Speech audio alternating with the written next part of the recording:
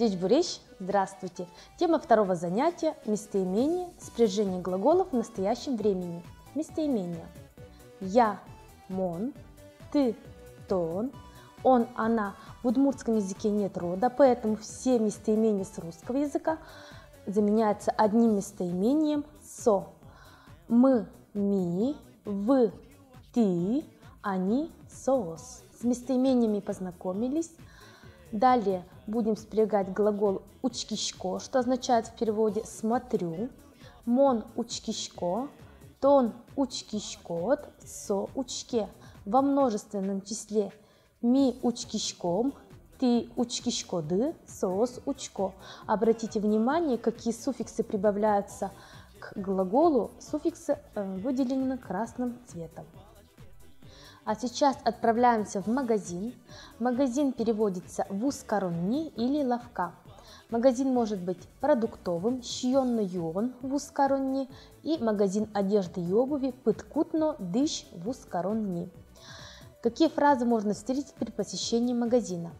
Коня сыле. Сколько стоит? Откуда привезли фрукты? Кытышвяемын емыш ёсты. Продукты свежие?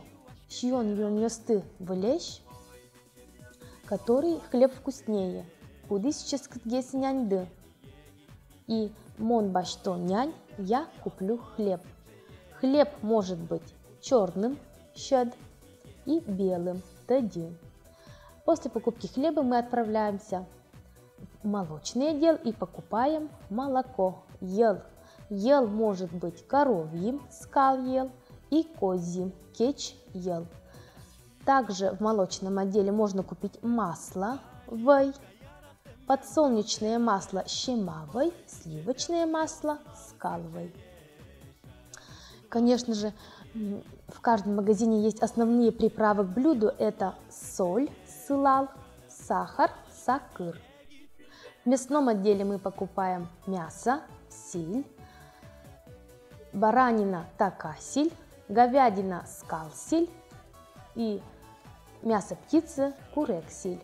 Также покупаем яйца, курекпус, и рыбу, чорык. После покупок продавец нам отвечает: тау октишкем дылы, спасибо за покупку, но шлыктеле, витишком, снова приходите, будем ждать. А мы отвечаем: спасибо, до свидания.